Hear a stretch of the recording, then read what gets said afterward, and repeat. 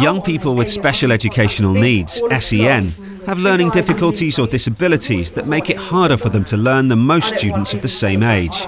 They may need extra or different support. No, that's too scary for me. Could this be the UFO people saw? So they saw lights in a triangle shape, and that's the shape of the stealth bomber. Do you want to have a look, Jack? Can you see that picture there? So it could be that. Do you think people could have seen this, or do you think it could really be a UFO? Some people didn't believe them, but radiation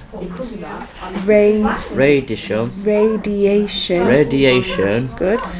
was found there. SEN is a massive spectrum, so behaviour, general understanding, mild learning difficulties with accessing a text. It can relate to somebody from having a sight impairment to somebody who is on the autistic spectrum.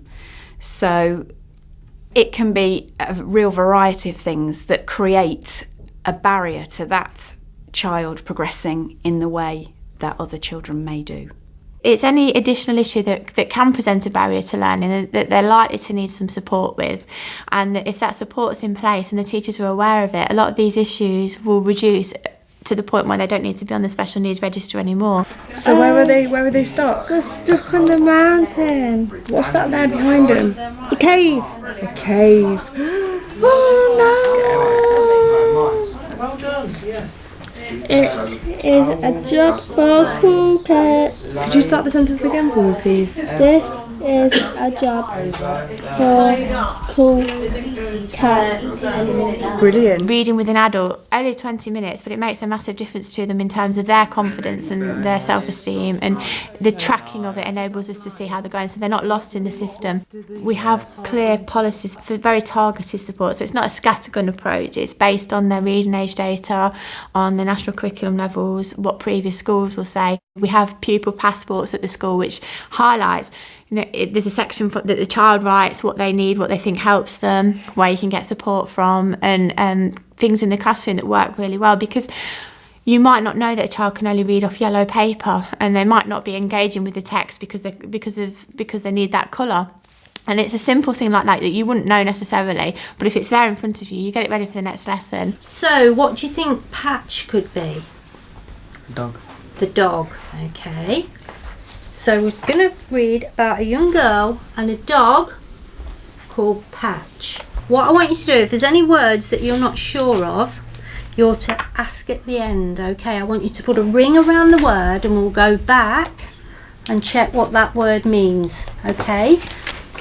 Susan looked at the little black puppy with the white patch over one eye. "Oh, Mum," she said, "look at him. He's so small." So Susan put him on her bed. Next morning, her mum looked up, took her into the kitchen. This type of small group work is an excellent learning environment for many SEN students.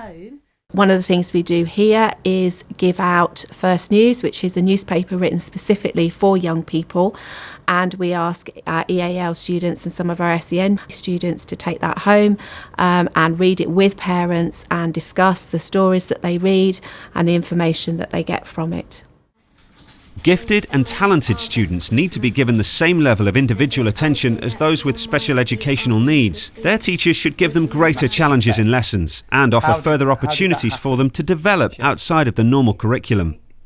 It's making sure that teachers are equally as confident with stretching the gifted and talented students and making sure that they're not sitting in a lesson coasting along because the work's too easy for them. It's that extra challenge that they need, because our current year 7 is probably the most able that we've had, and I suppose even the teachers and themselves need to be refreshed from time to time and making sure that we're reaching the full potential of those students. All of Year 7 have a lesson in the library, and they follow a programme that allows them and encourages them to read widely. So what we try and do in Year 7 is try and maybe move away from I only read Jacqueline Wilson or I only read David Walliams in order to experience wider genres. Now, the expectations for our our G&T cohort in terms of how they progress with that programme are much higher.